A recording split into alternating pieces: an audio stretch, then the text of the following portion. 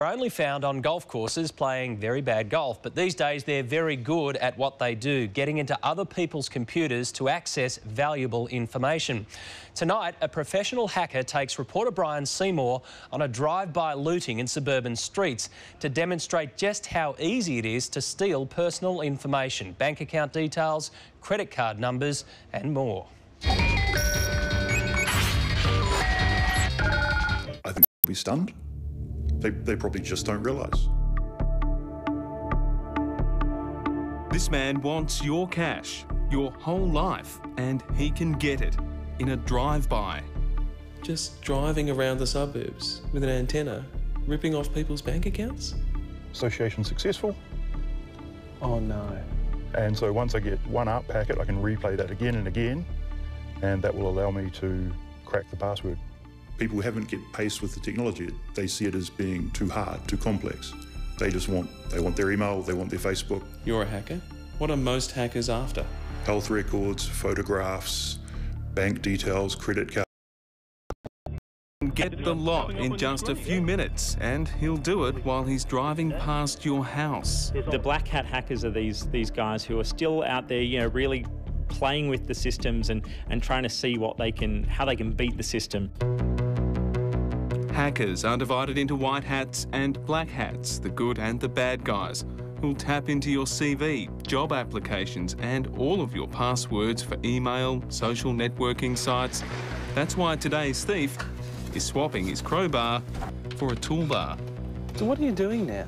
I'm just setting up the parameters. Armed with his laptop and a $100 antenna stuck to the car window, we drive our hacker through an ordinary suburb on an extraordinary expedition. Okay, oh look at that, we're getting up requests everywhere. Excellent, so that's off. Lots of data going past. Very quickly we're perusing and choosing computers to infiltrate and own. Our hacker is blasé about our lazy attitudes when driving on the internet superhighway. The same as driving a car. Red lights. If people take enough care and take the right precautions, they can be safe online. Yeah, it's always the people who've assumed that they're going to be safe who end up being the ones that suddenly get hit without realising. Seamus Byrne is a technology writer and publisher with Gizmodo.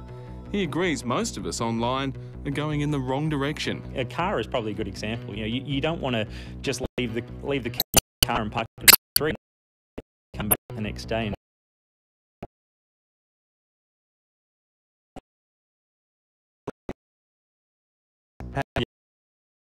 Yeah.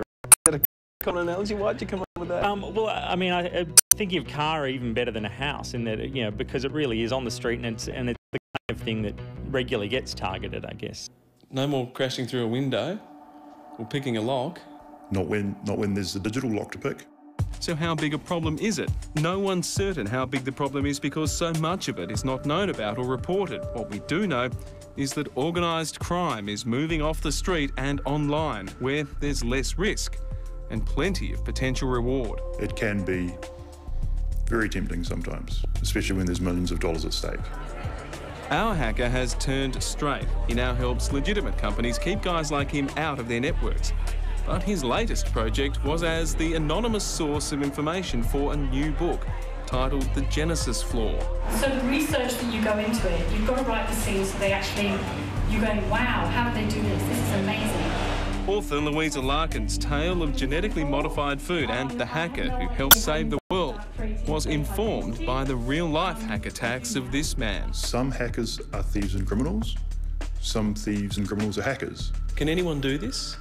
You need to be reasonably technical and know how to read. And it's more a personality type than a skill set, but the information is there. And so that's its address.